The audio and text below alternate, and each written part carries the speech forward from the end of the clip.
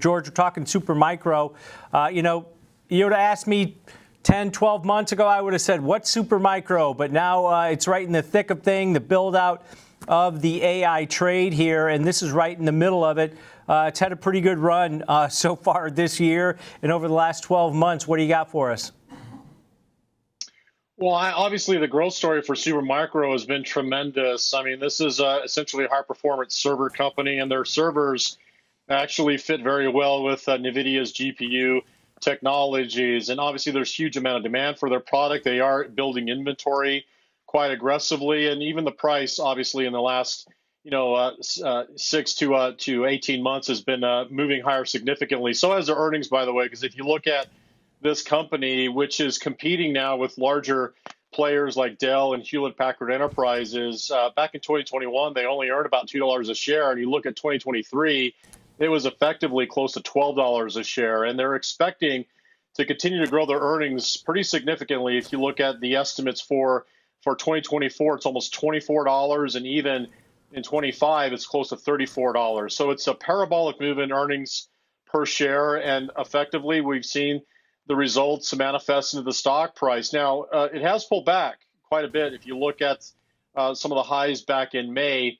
And I can see the reason why, because if you look at Supermicro, it's definitely growing its earnings, but its profit margins are actually quite low. Because if you look at the profit margins for this business, around 8%, that's quite a bit lower than, let's say, NVIDIA, which we know is leading at around 53% profit margin. But even Broadcom, for instance, which we know has been the sort of second-tier mover in the AI infrastructure space with profit margins at 24%. So if you were to ask me which one is growing just maybe as fast as NVIDIA, this is the one. But there is some risk to this one because of the fact that it's not as profitable. Therefore, it's a little bit more susceptible to price and competition, especially from some of the powerhouses out there in the server markets like Hewlett-Packard and Dell.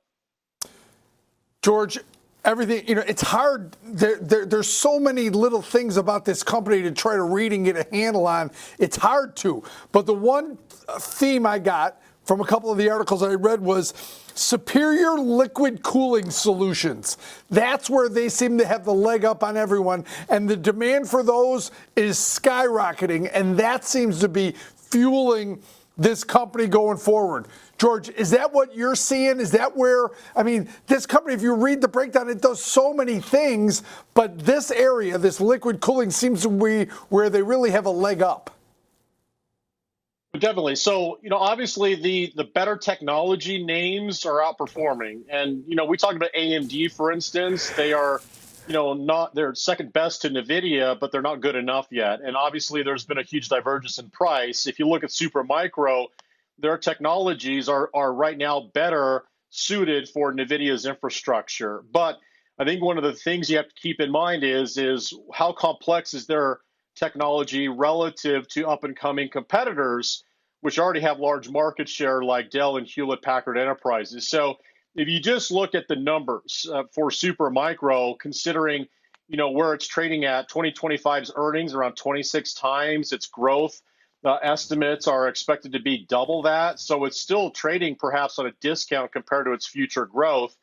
But I did notice in this particular name that, outside of some of the other players out there like Broadcom and NVIDIA, there's quite a high short interest in Supermicro. And maybe people don't realize this, but it is a small market cap company. It's moving around like a small cap company. It's $53 billion. That's not small, give or take compared to some of these trillion-dollar names. But the short interest for Supermicro is around 4 million shares, around 8%. And I think the reason being is because this company itself and its technologies may be more susceptible to encroachment from competition a little bit faster than maybe NVIDIA is, because NVIDIA right now, from a technology standpoint, is still leading by a milestone its competitors like AMD.